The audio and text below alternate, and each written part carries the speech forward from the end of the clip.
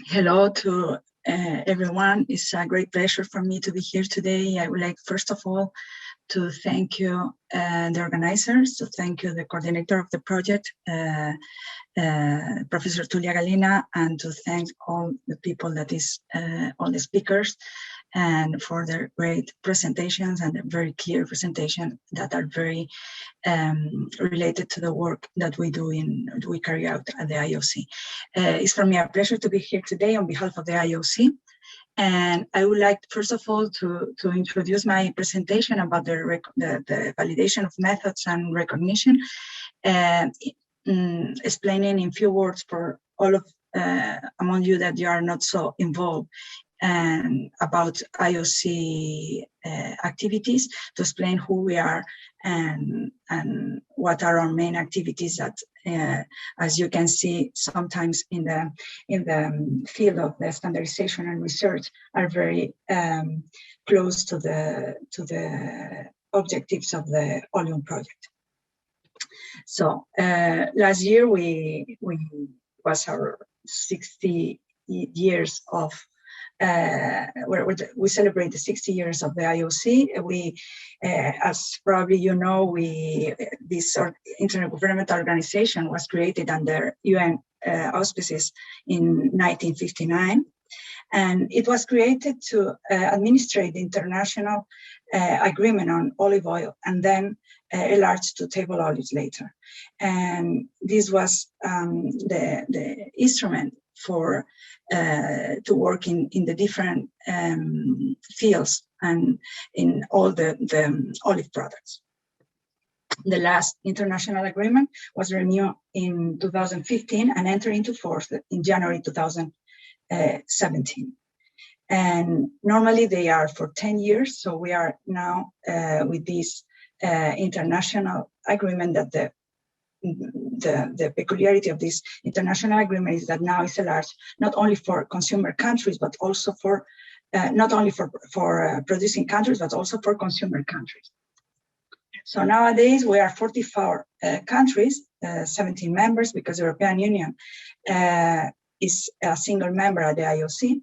And we have to say that our members are increasing, and now we are in talking with different countries, as the last one was Georgia, who become member of the IOC last year. And now we are probably during the next few months, we will have another members. And most of them, they are part of the Mediterranean region, but we have also some of them part that are from the South Hemisphere, like Argentina and Uruguay.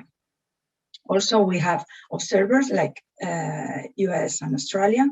And we have to say that also we have an advisory committee that is composed by state members of the private sector, stakeholders from different countries, and also observers from Japan, Brazil, USA, and Australia. This Tulia before talked a little bit about the representativity of the IOC members.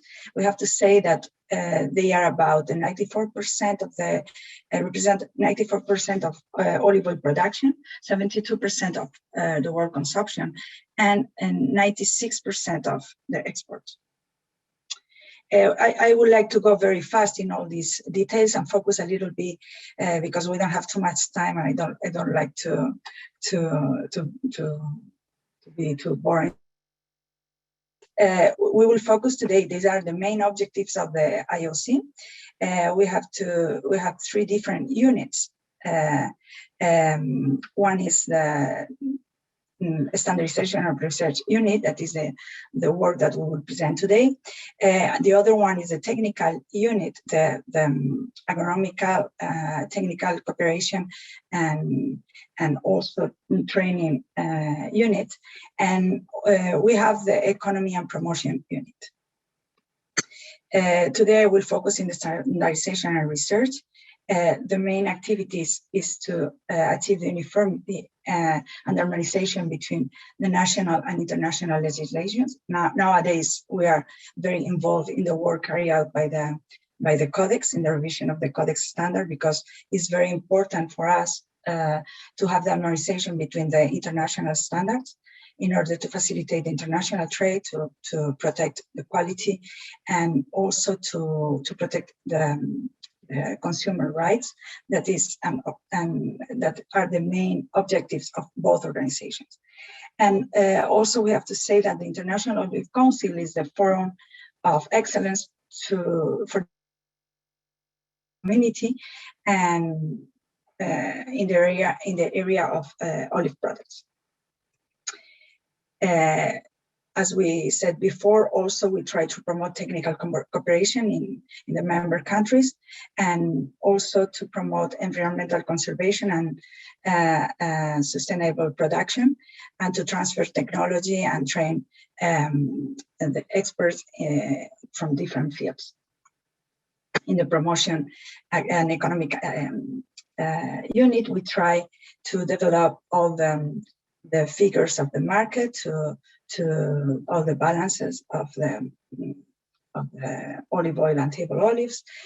We also try to support international and regional activities to improve consumer information. And we are very focused in improve information and knowledge about standards. For us, it's very important that to disseminate not only the information about olive oil and health and nutritional properties of olive oil, but also to promote the olive oil standards in order to be harmonized everywhere and facilitate international trade. So this is the role we have. Before, Gabriel Vigil spoke a little bit about the new EU politic in labeling and in nutrition issues, and we also work on that at the IOC level. We present our comments in last call that he was talking about, and we have a group of experts, and we try to disseminate also the information about olive oil and health, and working very close to the different researchers, and trying to disseminate through our website and a specific olive health information system that we have, where you can find all the information updated about olive oil and health. But today I will focus in a very important task of our organization, that is the standardization, the IOC standards. These IOC standards are designated to encourage our trade standard, and they are designated to encourage international trade of olive oil. And most of you know, we work on that, and we organize meeting of experts twice a year. We have different group of experts in chemistry and also in organoleptic assessment, and we have different subgroups of the main issues that concern the sector. So nowadays, as I explained before, we are very focused in the harmonization of these two standards that usually they were absolutely harmonized. We have to say that until 2003, the Codex standard, as you know, is not a mandatory standard, but it's a food standard that is a reference for WTO. And the IOC is a mandatory standard that is for IOC member countries for international trade. But we have to say that it's for all categories of olive oil and oleifomous oils. For that reason, it's very important to both of them to be harmonized in order to have to facilitate international trade and to at least to be coherent. And we are very concerned about this harmonization and this work carried out by the Codex in order to avoid any possible trade barriers that could be in the future if this harmonization is not complete. So nowadays, I have to say that during the last few years, since 2003, there were different the work at the IOC was very intense, and as we met twice a year, it's true that the trade standard goes a little bit faster than the rest of the international standards. So for that reason, we used to be the reference and where all the scientific work is carried out in collaboration with the main researchers around the world. We, in our group of experts, we have experts from member countries, but also for non-member countries. And we have to say that they carry an excellent work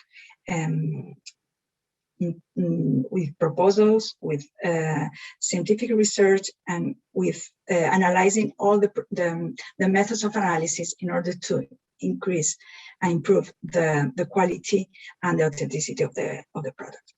So nowadays we are in this process. We are working very close to in the electronic working group. We have to say that we are observers at Codex Alimentarius, and also Codex is observer at IOC committee. Also with IOC TC 34 subcommittee 11, we work very close with them. Normally, when the methods are adopted by the IOC, we pass it by fast procedure to the ISO. We pass it to the European Union too, and we pass it to the Codex Alimentarius. Normally, of the work done is at the IOC, but we try to disseminate our work as much as possible. So in the IOC trade standard for olive oil and olive pomace oil, we include the designation and definitions of the products.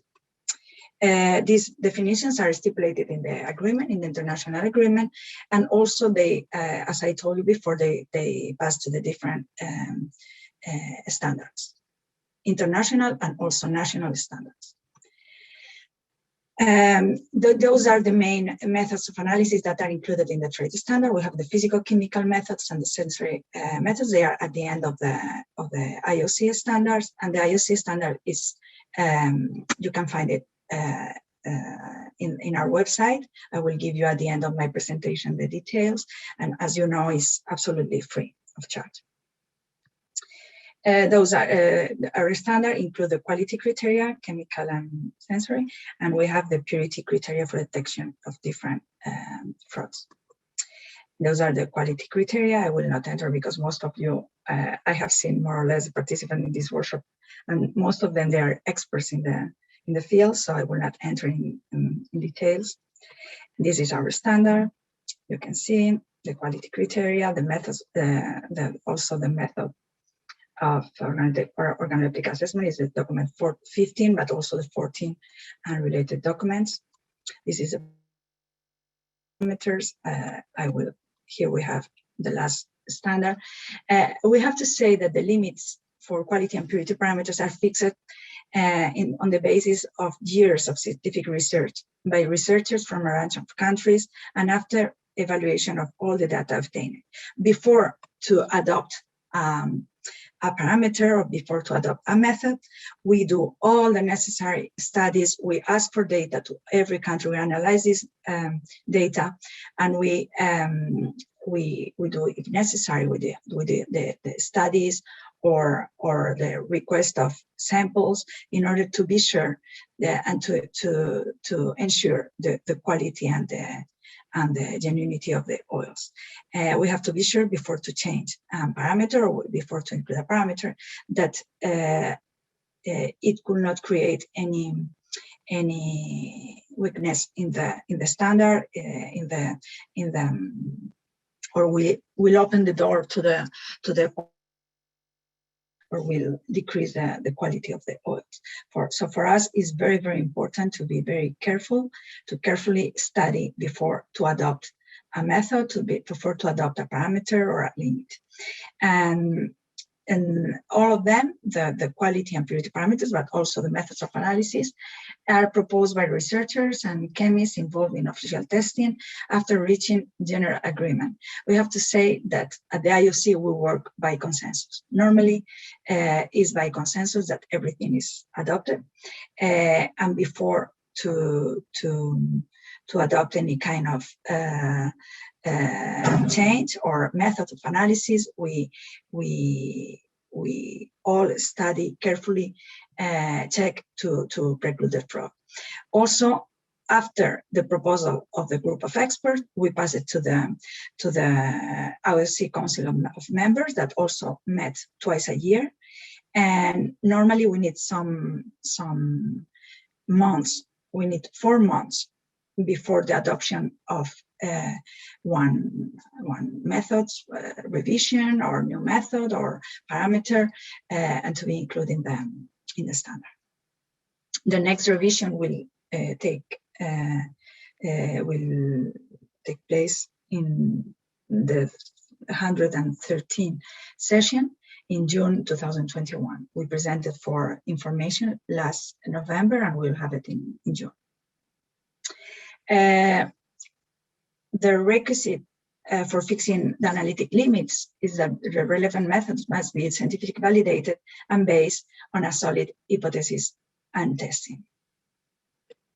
So after one method is not adopted but present, and all the experts agree in the method and study all the, what we do is a validation following the ISO 17025, and we organize the different ring tests to validate, even when there is a new method developed for a particular problem, when it's an established method revised or extended for a new problem, or when to demonstrate the equivalence between two methods. Sometimes we have methods with part 1 or part 2, and we need to compare and to be sure that they are equivalent. We have different validation parameters that you know better than me. And only for your information to tell you that during 2020, we organized different ring tests to validate different methods. We organized estimastadien ring test to validate an alternative methods for the determination of estimastadien containing low concentration of these hydrocarbons, and we organized a ring test with 5 samples with different qualities of olive oil, and 30 laboratories were participating. We have to say that always the laboratories participating in the validation of methods are IOC recognized laboratories. And we have to say that the situation that we had this year is not a normal situation because of the COVID pandemic. We sent all these. We have to say that we were not so lucky because we sent all these samples of the ring test just before the lockdown, and then with all the situation, the laboratories had some problems to participate. And so, for example, with this particular ring test, from 30 laboratories, we only had 18 laboratories participants. Also, we had the phenolic compounds. We are working in this issue for years, as you know. We organized another ring test, and we are also with 5 samples, and with 24 laboratories from different countries were participating, but we have to say that in this particular case, only 10 were sending the results. This issue is a common objective of the OLEUM project. So we will present the data available during the next meeting of the chemist group that will take place in March. In March of this year, the 15-16 March of this year. And also we organize a ring test for the determination of ethanol and methanol. And as in this case, 17 laboratories representing different countries were participating, and only 10 sent the results. I'm telling you that this year is a particular year, and probably we will be obliged to repeat all these re-tests to validate these methods. But this is a work that is nowadays carried out. So I was telling you that the laboratories that participate in this validation process are recognized by the IOC. What that means, probably you know that we have this monitoring system, and we organize proficiency test of laboratories and panels every year. For panels, everything is explained in our website. There is a decision for laboratories and another for panels, and we organize. These are the decisions that you are available, as I told you, in our website. There you have all the requirements to apply to this proficiency test. They are completely free of charge, as I told you, as the rest of our activities. And we organize one proficiency test every year for the recognition of physicochemical laboratories, and two per year for the sensory analysis for the panels. So it's important for us to be sure of the quality of the work carried out by the laboratories and the panels, and for that reason we organize this recognition program. And as you can see in the case there, the main difference between both of them is that in the case of physicochemical laboratories, they can apply directly to the IOC, except for two countries that the application should come through the competent authority of the country. In the case of the panels of the sensory laboratories, they should always come through the competent authority of the country, because they should be designated for the official control of the virgin olive oils. So in one case, in the case of the laboratories, they have to fulfill a questionnaire with all the technical requirements, and also in the case of the panels, they have to fulfill to inform about all the details of the members of the panel, the composition, the tasting room, all the technical aspects. And in both cases, they should be accredited or in the way of or being involved in the process of accreditation. In both cases, it's open to IOC member and non-member countries. And in the case of physicochemical laboratories, since 2017, we have three types of recognition. For type A for basic tasting, mainly quality parameters, type B for advanced tasting, quality and purity parameters, and type C for residues and contaminants. Dear Professor Fernandez-Abal-Gelo, I would like to ask you to round off your presentation. Oh, yes, I'm almost ending. Thank you so much. Sorry about that. So, yes, only in 2 minutes, telling you that all the list of laboratories and sensory panels recognized are in the website. In 2020, we have 105 laboratories recognized by the IOC, and 138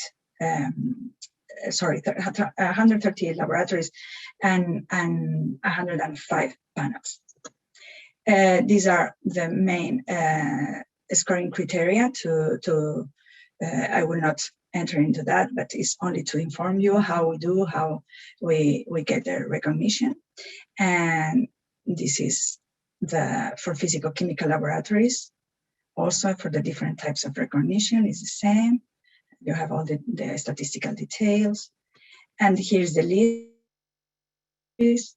In the left side, the physicochemical, in the sensory, and in the right side for the sensory analysis, and that's it. Only to tell you that you have all the information in the 3W International Olive Oil Point origin, and also we keep at your at your disposal for anything you may require.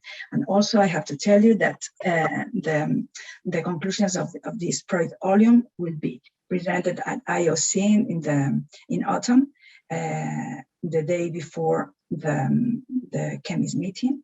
So it's only we hope we could do it physically, and we could meet personally everyone there. Thank you so much.